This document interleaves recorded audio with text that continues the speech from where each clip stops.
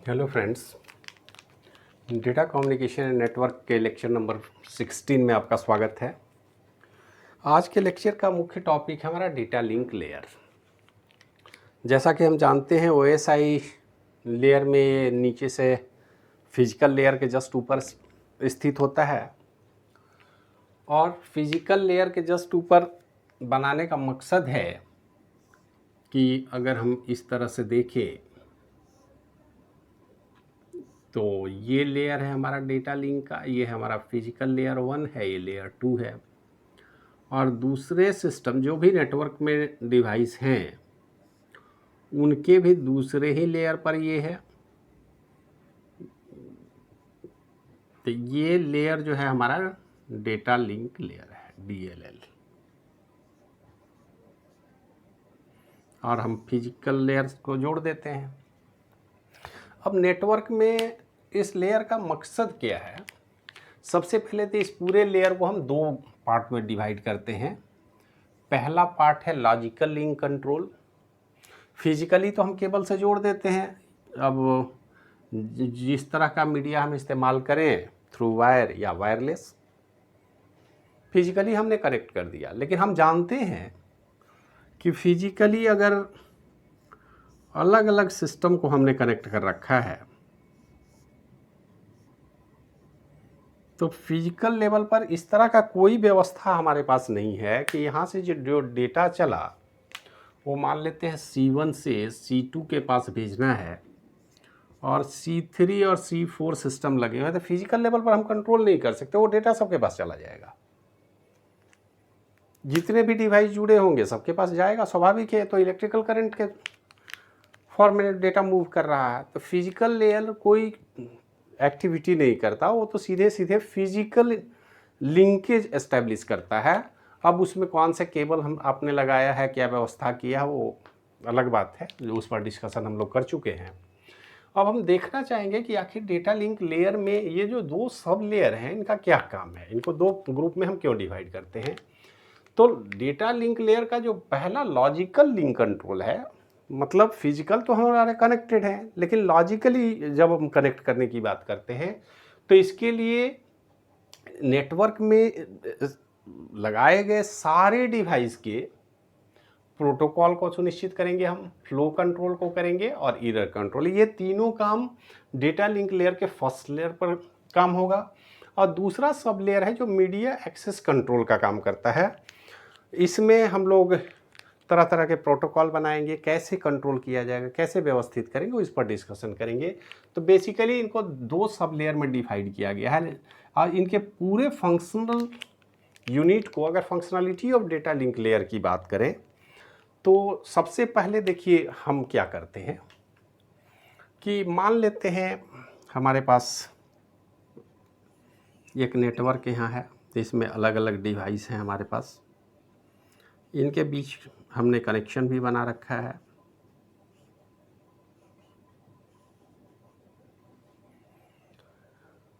अब जरा सा देखिए कि ये हमारा एक नेटवर्क है, एक दूसरा नेटवर्क ये है, नेटवर्क 2 और नेटवर्क 1। तो इसमें जितने भी डिवाइस जुड़े हुए हैं, डेटा का कम्युनिकेशन तो सबके साथ होगा। फिजिकली अगर देखा जाए तो सारे एक दूसरे से जुड़े होंगे, लेकिन डेटा लिंक लेयर का क्या फंक्शन है, वो उनकी फंक्शनलिटी क्या है। तो डेटा लिंक लेयर की फंक्शनलिटी देखिए, मान लेते हैं हमने इस नेटवर्क में एक और कंप्यूटर यहाँ लगा ले और इस तरह से हम आगे बढ़ेंगे। अब कोई भी नेटवर्क में कोई अगर कंप्यूटर है, अब ये कंप्यूटर मान लेते हैं C15 है इसका नंबर, तो ये C15 अगर C2 को डेटा ट्रांसफ़र करना चाहता है, ज़रा गौर से देखिए, हमारे पास C15 एक नेटवर्क का डिवाइस है और वो C2 को डेटा ट्रांसफ़र करना चाहता है जो किसी दूसरे नेटवर्क में है, क्योंकि नेटवर्क तो छोटा भी हो सकता है, बड़ा भी हो सकता है, एक लोकल एरिया नेटवर्क भी हो सकता है, अलग अलग लोकल एरिया नेटवर्क भी हो सकते हैं, उनको भी हम जोड़ते हैं। ओएसआई लेयर तो सबको सपोर्ट करता है, सबको जोड़ने का काम करता है। तो इस C15 को अगर यहाँ डेटा भेजना होगा तो कैसे जाएगा ये? स्वाभाविक है कि ये C15 के लिए अगर हम कोई पाथ डिसाइड करें तो ज़रा सा देखिए, मान लेते हैं यहाँ से हम आए, इधर मूव किए, इधर भी जा सकते हैं लेकिन हम मान लेते हैं हमारा अभी पाथ ये है, यहाँ से यहाँ जाएगा, यहाँ से यहाँ जाएगा, यहाँ से यहाँ जाएगा, फिर यहाँ पहुँचेगा, पूरा लॉन्ग रूट है। क्या पूरे नेटवर्क को कंट्रोल करता है डेटा लिंक लेयर? क्वेश्चन का आंसर होगा नो। डेटा लिंक लेयर की वो जिम्मेदारी नहीं है कि इंड टू इंड हम डेटा को ट्रांसफर करने की जिम्मेदारी ले। डेटा लिंक लेयर छोटे लेवल पर काम करता है। वो क्या करता है कि दो नोड जो अगल बगल है, आप यहाँ से समझें कि मान लेते हैं ये हमारा कंप्यूटर है C10, इसकी बात हम कर रहे हैं। इससे इसके बीच अगर डेटा कम्युनिकेशन होगा जहाँ फिजिकली लिंक डायरेक्ट है तो ये जिम्मेदारी DLL की होगी। डेटा लिंक लेयर सिर्फ और सिर्फ डायरेक्ट कनेक्टेड लिंक को ही डेटा ट्रांसफर करने की जिम्मेदारी रखता है। आप समझ सकते हैं कि अगर कोई नेटवर्क हमने बनाया है, स्टार नेटवर्क लगा रखा है या बस नेटवर्क बनाया है, प्रोटोकॉल, तो उनके बीच करीब करीब सारे डिवाइस आपस में जुड़े होते हैं। तो एक common network, local area network में अगर डेटा आपको ट्रांसफ़र करना हो तो बाकी के किसी नेटवर्क लेयर से की ज़रूरत ही नहीं है, वो सीधे डेटा लिंक लेयर ही इस काम को कंप्लीट कर सकता है। क्योंकि नेटवर्क के सारे डिवाइस आपस में डायरेक्ट लिंकेज होते हैं, लिंक्ड होते हैं, और उनका सबका अपना यूनिक एड्रेस, मैक एड्रेस होता है। उस मैक एड्रेस के आधार पर डेटा लिंक डायरेक्ट उसको डेटा ट्रांसफ़र कर सकता है। तो यहाँ कहने का मतलब सीधा है कि data link layer end to end transfer करने की जिम्मेदारी नहीं लेता। हाँ, एक सिस्टम से, एक नोड से दूसरे नोड के पास डेटा कैसे जाएगा, ये लॉजिकल जिम्मेदारी डेटा लिंक लेयर की है। डेटा लिंक लेयर इस कंप्यूटर से इस कंप्यूटर तक डेटा कैसे जाएगा, वो कहाँ से आ रहा है और कहाँ जाएगा, उसकी बात नहीं करता। वो सिर्फ बोलता है कि जो हमारे पास डेटा आया इनको सही रास्ते से आगे के नोड तक पहुंचा दिया जाए, बस। अब ये काम डेटा लिंक लेयर का है। अब यहाँ से अगर दूसरे कंप्यूटर पर भेजना है तो ये काम भी डेटा लिंक लेयर, इन दोनों के बीच के डेटा लिंक लेयर की जिम्मेदारी होगी। यहाँ से यहाँ डेटा लिंक लेयर की जिम्मेदारी होगी, यहाँ से यहाँ डेटा लिंक की जिम्मेदारी होगी, इन दोनों के बीच डेटा लिंक लेयर की जिम्मेदारी होगी। मतलब जस्ट बगल के कंप्यूटर या नोड के बीच डेटा ट्रांसफ़र करने की बात होगी तो ये पूरी जिम्मेदारी डेटा लिंक लेयर की होगी। ये क्लियर बात समझ में आ गई? तो डेटा लिंक लेयर की जिम्मेदारी क्या है? नोड टू नोड या होप टू होप भी बोलते हैं उसको। आप यहाँ देख लें, हमने लिखा है नोड टू नोड या होप टू होप। अब एक बात यहाँ ध्यान में रखने की है कि हमारे पास फाइल तो बड़ा हो सकता है। मान लेते हैं कोई फाइल 50 KB का है, कोई दूसरा फाइल है जो 1 MB का है। नेटवर्क में तो हम बड़े और छोटे कोई भी फाइल को ट्रांसफ़र करते हैं। तो डेटा लिंक लेयर की क्या जिम्मेदारी है? डेटा लिंक लेयर के पास तो ये भी फाइल आएगा, ये भी फाइल आएगा। तो सबसे पहली जिम्मेदारी है डेटा लिंक लेयर की, जिसको बोलते हैं फ्रेमिंग।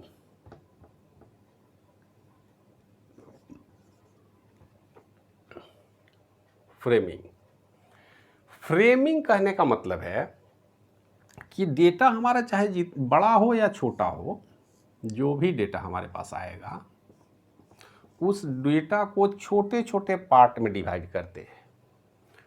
जैसे हम लोग पेजिंग का कॉन्सेप्ट पढ़े हैं ऑपरेटिंग सिस्टम में, सेकेंडरी स्टोरेज में डेटा रखते हैं, पेज वाइज रखते हैं, कितना बड़ा फाइल है उससे हमको कोई मतलब नहीं है। तो यहाँ पर जो हम बात करते हैं डेटा ट्रांसफ़र करने की, एक कंप्यूटर से दूसरे कंप्यूटर में भेजना है, तो यहाँ पर हम बात करते हैं फ्रेम की। अब फ्रेम छोटे साइज का होगा, तो अगर कोई डेटा ऊपर से तो बहुत तेज़ी से डेटा आ रहा है, लेकिन कंप्यूटर का क्या काम है कि इस डेटा को अलग अलग फ्रेम में डिवाइड करना। अब ये F1, F2, F3, F4 हो गया। अब सिंगल फ्रेम की बात करें तो इस फ्रेम के आगे हम एक हेडर जोड़ते हैं और यहाँ पर एक टेल जोड़ेंगे, हेड और टेल, और ये हमारा फ्रेम नंबर होगा जो भी होगा। मतलब हर फ्रेम के साथ एक हेडर और एक उसका एंड पॉइंट टेल को ऐड कर देंगे। और ये अब फ्रेम जो है इस पूरे फाइल का, मान लेते हैं ये किसी एक फाइल का फ्रेम है F1 F2, तो ये फ्रेम नंबर 1 हो गया। फ्रेम नंबर 2 को इसी तरह से ऐड करेंगे, फ्रेम नंबर 3 की।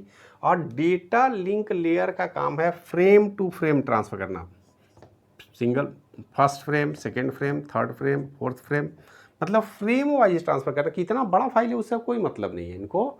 ये 1 किलोबाइट का एक फ्रेम बना लिए या 512 का एक फ्रेम बना लिए, और उस फ्रेम के साथ वो डेस्टिनेशन का एड्रेस भी लेके चलेगा, ताकि हमको पता चले कि किस रास्ते से आगे उनको बढ़ाना है, वो एड्रेस है कहाँ, किस पोर्ट से जुड़ा हुआ है।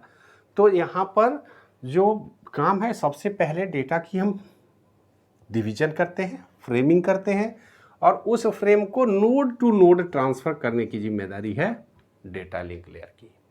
इस बात को आप ऐसे समझ सकते हैं कि मान लेते हैं कोई ट्रेन है, तो ट्रेन में अलग अलग जो डिब्बे बनाए गए हैं वो एक्चुअल में एक फ्रेम है। हर डिब्बे का कहीं स्टार्टिंग पॉइंट है, कहीं एंड पॉइंट है, एक ब्लॉक हो गया। तो ब्लॉक को आप फ्रेम समझे। अब एक साथ अगर दिल्ली जाना है किसी ट्रेन को, तो उसमें 20, 22, 24 अलग अलग फ्रेम बने हुए हैं। उसी में आगे में हेडर हमने जोड़ दिया, पीछे में गार्ड का प्रोविज़न रखा है। अब ये पूरी ट्रेन चली। अब ट्रेन जब आगे की ओर बढ़ी तो हमको यहाँ भी मार्किंग किया है हमने, और यहाँ भी एक हेडर और एंड का मार्किंग कर दिया है हमारे पूरे फाइल का, और इसके अलग अलग बॉगी का भी है। अब ये ट्रेन जब चलती है तो इनका सोर्स और डेस्टिनेशन तो काफ़ी दूर है। डेटा लिंक लेयर की वो जिम्मेदारी नहीं है कि उनको सोर्स से लेकर के डेस्टिनेशन तक ट्रांसफ़र कराना।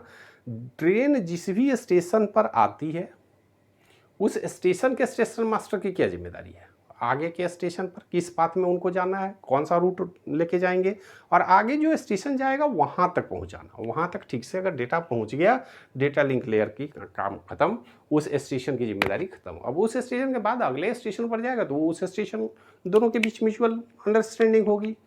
तो ये जो स्टेशन अलग अलग डिफरेंट बने हुए हैं, आप उनको नोड की तरह ट्रीट कर सकते हैं। जो पैकेट हमारा चला है वो सोर्स से डेस्टिनेशन काफ़ी दूर है, लेकिन बीच में एक स्टेशन से दूसरे स्टेशन, मतलब एक नोड से दूसरे नोड, या होप टू होप भी बोलते हैं उसको टेक्निकल टर्म में, ये जिम्मेदारी डेटा लिंक लेयर की है। ये तो क्लियर हो गई। अब दूसरी बात, इसके बाद करते हैं हम एड्रेसिंग की। अब देखिए, बहुत सारे कंप्यूटर जोड़े जाते हैं नेटवर्क में। दुनिया में बहुत सारे कंप्यूटर जोड़े हुए हैं। एक ही नेटवर्क में अगर 15-20 कंप्यूटर हमने जोड़ रखा है, तो सारे कंप्यूटर का कुछ ना कुछ तो यूनिक एड्रेस होना चाहिए। और वो एड्रेस कौन बनाएगा, कैसे बनाएगा? तो हम जानते हैं कि किसी भी कंप्यूटर को जब नेटवर्क से जोड़ा जाता है, तो हर कंप्यूटर के साथ एक एडिशनल इलेक्ट्रॉनिक सर्किट लगाते हैं, जिसको बोलते हैं NIC, network interface card. Without network interface card का नेटवर्किंग नहीं कर सकते आप। इसी NIC से ही तो डेटा फिजिकली कनेक्ट होता है। यहाँ भी NIC है, यहाँ भी NIC है, और हर डिवाइस में NIC है। ये ध्यान में रखेंगे आप, हर डिवाइस के पास अपना NIC कार्ड लगा हुआ है। और उन्हीं NIC को तो हम फिजिकल लिंक से नेटवर्क पोर्ट पर जोड़ते हैं। और ये जितने भी डिवाइस के साथ NIC जुड़े हुए हैं, हर डिवाइस का एक यूनिक 48 बिट का एड्रेस होता है। 48 बिट बाइनरी एड्रेस है वो। अगर इसको हम पढ़ना चाहें तो 12 बिट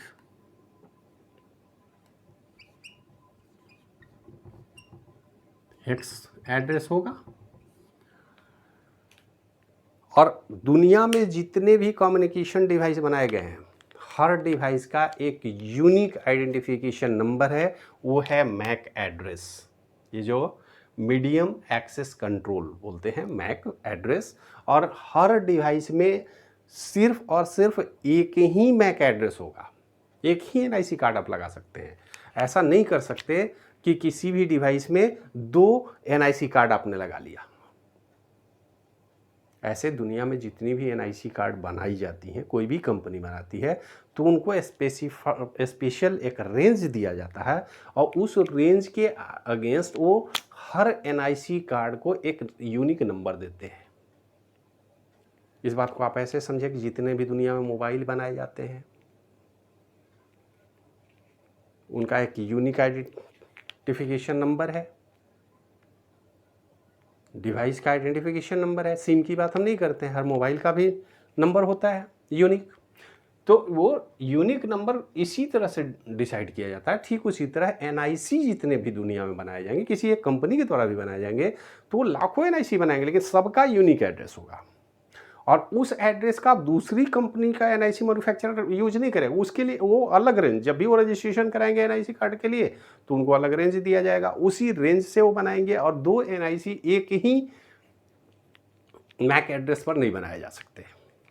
तो ये बात तो क्लियर हो गई कि दुनिया में जितने भी नेटवर्क के डिवाइस हैं, चाहे कंप्यूटर हो या और भी कोई भी डिवाइस हो, उनका एक यूनिक मैक एड्रेस है जो हार्डवेयर के द्वारा दिया जाता है और हार्डवेयर मैन्युफैक्चरर उस यूनिक आईडी नंबर को जनरेट करता है, देता है, वो दूसरे से कभी भी मैच नहीं करेगा। ये तो क्लियर हो गई। और डेटा लिंक लेकर उसी मैक एड्रेस के थ्रू डिवाइस को पहचानता है। डिवाइस की एड्रेसिंग वो मैक लेयर पर करता है और फ्रेम के साथ यहाँ पर जो हेडर या ये लगाए हैं ये एक्चुअल में उसी एड्रेस पर ट्रांसफ़र करता है। जब भी 2 डिवाइस को आप जोड़ेंगे तो हर डिवाइस अपने जस्ट नियर अबाउट जो नेटवर्क के डिवाइस हैं जिससे वो फिजिकली केबल के थ्रू जुड़े हुए हैं, उनका मैक एड्रेस उनके पास होता है। और जो ही डेटा आएगा उनका डायरेक्शन वो देखेंगे कि किधर से आया, किधर जाना है, अगले मैक एड्रेस को ट्रांसफ़र कर देंगे। हाँ, कई बार ऐसा हो सकता है कि मान लेते हैं यहाँ से डेटा आगे की ओर बढ़ा और यहाँ पर कोई राउटर हमने लगा रखा है, इधर भी नेटवर्क है, इधर भी नेटवर्क है, तो फिर यहाँ पर एड्रेस सिलेक्शन की बात होगी। एप्रोप्रिएट एड्रेस सिलेक्शन का काम करेगा। मैक एड्रेस जो डिवाइस है हमारा, यहाँ पर अगर 3 डिवाइस जोड़े हैं तो इसके पास तीनों का मैक एड्रेस है और जिस मैक एड्रेस के लिए ट्रांसफ़र किया गया वहाँ पर वो भेजेंगे, उनको फॉरवर्ड करेंगे, दूसरे की तरफ फिल्टर कर देंगे, नहीं भाई ये एड्रेस इस डिवाइस के लिए है, वहीं पे डेटा भेजा जाए। तो ये तो क्लियर हो गया कि हर डिवाइस के पास अपना यूनिक 48 बिट का यूनिक एड्रेस है जिसको हम मैक एड्रेस बोलते हैं, हार्डवेयर एड्रेस है और ये फिजिकल एड्रेस भी एक तरह से आप बोल सकते हैं डिवाइस का, क्योंकि केबल जब जोड़ रहे हैं तो उसको एड्रेस से फिजिकल केबल को क्या मतलब है, वो तो हर डिवाइस से जुड़ जाएगा और डेटा आएगा तो सब जगह ट्रांसफ़र कर देगा, फ्लड कर देगा। तो फ्लड नहीं करना है, डेटा लिंक कंट्रोल इसी को कंट्रोल करता है कि नहीं आप उस डिवाइस को डेटा भेजिए जिसके एड्रेस हम दे रहे हैं। तो लॉजिकल एड्रेस को कंट्रोल करने का काम कौन करेगा, डेटा लिंक लेयर करेगा। अब एड्रेसिंग हो गई, फिजिकल एड्रेस की बात। इसके बाद टर्म आता है सिंक्रोनाइजेशन। देखिए 2 डिवाइस को अगर हम जोड़ते हैं, ज़रा सा इसको और क्लियर कर दें तो समझाने में ज़्यादा सुविधा होगी।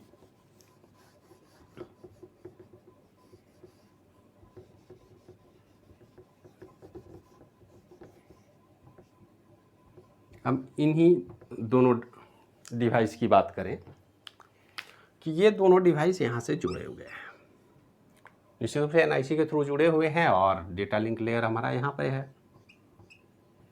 अब जरा विचार करें आप कि नेटवर्क में जुड़े हुए 2 फिजिकली कंप्यूटर की ही बात करें तो मान लेते हैं कि ये जो कंप्यूटर हमारा C1 है, इसमें हमने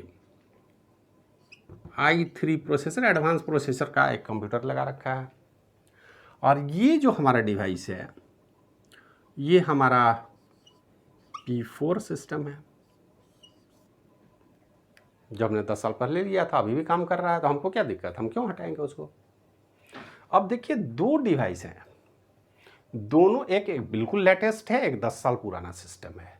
क्या दोनों की स्पीड एक होगी, दोनों का मेमोरी कैपेसिटी एक होगी, हार्ड डिस्क एक होगा, हम तो नहीं कह सकते, हमें नहीं पता। अब सवाल है कि इस डेटा को जब हम ट्रांसफ़र करेंगे किसी फ्रेम को, इस फ्रेम को इसके ट्रांसफ़र करने की स्पीड और इसको रिसीव करने की स्पीड दोनों सेम हो सकती है क्या? बिल्कुल नहीं हो सकती, क्योंकि ये तो स्लो स्पीड मशीन है, ये फास्ट मशीन है, ये तेज़ी से डेटा भेज देगा और वो रिसीव नहीं कर सकता है। तो जब भी डेटा कोई सिस्टम किसी दूसरे सिस्टम नेबर को, एक नोड दूसरे नोड को डेटा भेजता है, तो इसको पता होना चाहिए कि इस सिस्टम की एक्चुअल अभी करंट स्टेटस क्या है। मतलब अगर मान लेते हैं इनके पास, हम मान लेते हैं मेमोरी ज़्यादा है और यहाँ पर 1 MB का हमने बफर बना रखा है और यहाँ पर हमने 10K का बफर रखा है। Buffer means memory space.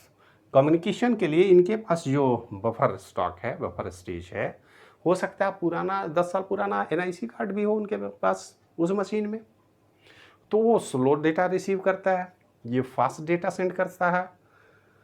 तो इस बात को जब तक दोनों में सिंक्रोनाइजेशन नहीं हो, तालमेल नहीं हो, इस तेज़ी से अगर डेटा भेज देंगे तो यहाँ डेटा लॉस हो जाएगा, क्योंकि 10K के बाद उनका बफर भर जाएगा। वो बोलेंगे कि बाकी क्या डेटा आया हो गया, हमें तो पता भी नहीं चला कब आया, क्योंकि हम तो धीरे धीरे भाई रिसीव करते हैं डेटा। तो ऐसी स्थिति में दोनों के बीच सिंक्रोनाइजेशन होना बहुत ही ज़रूरी है। जब भी दो डिवाइस के बीच डेटा कम्युनिकेशन होता है तो यूजर को तो पता नहीं चलेगा। एक नॉर्मल यूजर को क्या पता कि इस रेट से आप भेजेंगे, किस रेट से रिसीव करेगा, इनकी क्या फिजिकल कैपेबिलिटी है, इनकी क्या कैपेबिलिटी है। ये जिम्मेदारी कौन निभाएगा? Data link layer. डेटा को किस रफ्तार से भेजना है, दोनों कंप्यूटर की एक्चुअल फिजिकल स्टेटस क्या है, वो किस स्पीड से डेटा रिसीव करेंगे। अगर स्लो डिवाइस को भेजना है तो स्लो कम्युनिकेशन लिंक रखना पड़ेगा। डेटा को ट्रांसफ़र करने के समय हमको इस बात को फ्लो कंट्रोल करना पड़ेगा कि नहीं भाई ये तो डिवाइस स्लो है। अगर यहाँ भी i5 सिस्टम हो तो तेज़ी से भेज देंगे डेटा,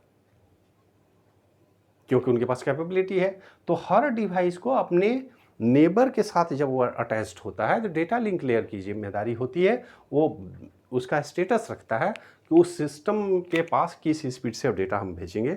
मतलब सिंक्रोनाइजेशन का मेंटेनेंस भी डेटा लिंक लेयर की जिम्मेदारी है। सिंक्रोनाइजेशन के बाद आता है एरर कंट्रोल। अब ऐसा भी तो हो सकता है किसी फिजिकल प्रॉब्लम के कारण, स्पार्किंग के कारण, एक्सटर्नल इंटरफेरेंस के कारण डेटा में एरर। अब सोचिए आपके डेटा हम यहाँ से भेज रहे हैं और 100 नोड को पार करने के बाद हमारा डेटा डेस्टिनेशन पर पहुँचता है। सोर्स से डेस्टिनेशन के बीच 100 अलग अलग नोड हैं। अब हर नोड को पार करते हुए जब लास्ट में डेटा पहुँचे और पता चला कि डेटा में एरर है तो सारा परिश्रम व्यर्थ हो जाएगा। तो डेटा लिंक लेयर अपने लेवल पर जब भी डेटा को यहाँ से भेजता है तो वो यहीं पे एरर कंट्रोल का भी प्रोविज़न है।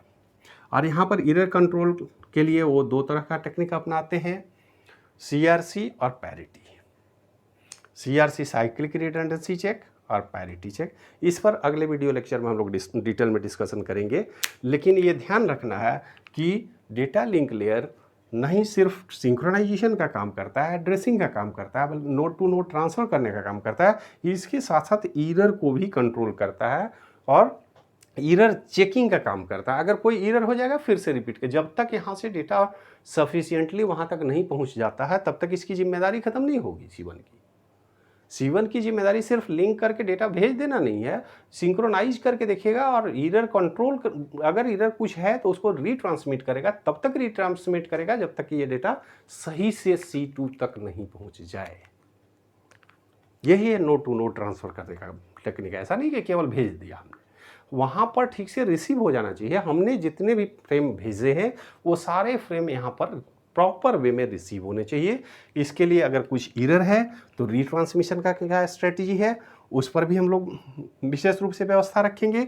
और एरर है तो इसको कंट्रोल करने के लिए CRC और parity bit, single bit parity भी होता है, मल्टी बिट पैरिटी भी होता है। तो इंटर प्रोसेस कम्युनिकेशन कंप्यूटर के अंदर भी CRC की पैरिटी बिट की हम बात करते हैं। अगले वीडियो लेक्चर में हम लोग इसी एरर कंट्रोल पर डिस्कशन करेंगे।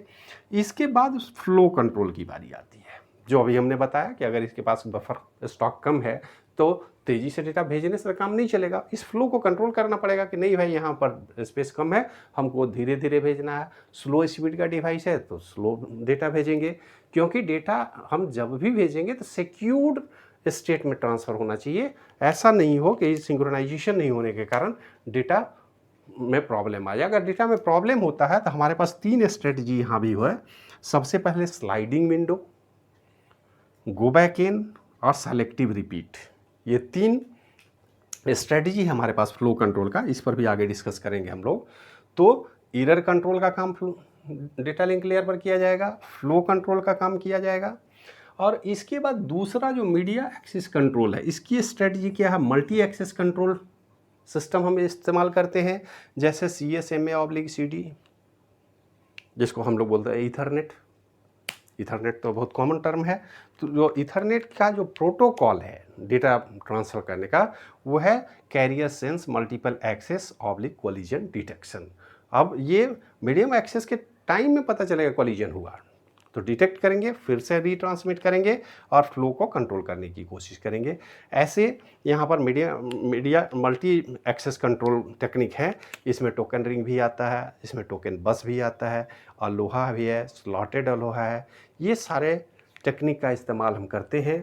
ये एक तरह से गवर्निंग बॉडी है। ये प्रोटोकॉल्स हैं जो डेटा लिंक लेयर पर इस्तेमाल किए जाते हैं डेटा को एक सिस्टम से दूसरे सिस्टम में ट्रांसफ़र करने के लिए। मतलब सीधी सी बात है कि डेटा लिंक लेयर की जिम्मेदारी अपने नेबरिंग नोड तक डेटा को sufficiently, what ever the technology क्या है, सिस्टम क्या है, इससे इंडिपेंडेंटली कुछ भी हो, अगर फिजिकल लिंक है तो हम इफ़िशिएंटली डेटा यहाँ से यहाँ ट्रांसफ़र कर देंगे, और जिस फ्रेम के ऑर्डर में आया है उस फ्रेम को यहाँ पर फिर से हम रीस्ट्रक्चर करके फाइल के रूप में बनाने की कोशिश करें। जिस स्ट्रक्चर में, जिस ऑर्डर में आया है उस ऑर्डर में हम यहाँ अरेंज कर लेंगे, और हम डिसाइड कर लेंगे कि फाइल के सारे फ्रेम सफिशिएंटली हमारे पास आ गए। अब स्पीड स्लो है तब भी आएंगे, फास्ट स्पीड है तब भी आएंगे, एक में जल्दी से आएंगे, एक में थोड़ा टाइम लगेगा, लेकिन error free, problem free data एक नोड से दूसरे नोड में ट्रांसफ़र करने की जिम्मेदारी डेटा लिंक कंट्रोल की है। तो हम आशा रखते हैं कि इस वीडियो लेक्चर से कुछ आपको आइडिया लगा होगा। कुछ जो टेक्निकल टर्म है, जैसे एरर कंट्रोल की बात है, फ्लो कंट्रोल की बात है, या मीडियम एक्सेस कंट्रोल की, इन पर डिटेल में अलग अलग वीडियो हम आगे के लेक्चर में बनाएंगे, जिससे आपको इन क्लैरिटी और भी क्लैरिटी हो, ताकि आप समझ सकें कि डेटा कम्युनिकेशन या नेटवर्क में किस तरह के प्रॉब्लम आएंगे, उनका क्या सॉल्यूशन है। सॉल्यूशन भी यही है और उसको हम आसानी से हैंडल करने की कोशिश करेंगे। आज के वीडियो में इतना ही रखते हैं, फिर मिलते हैं अगले वीडियो के लिए। तब तक के लिए धन्यवाद।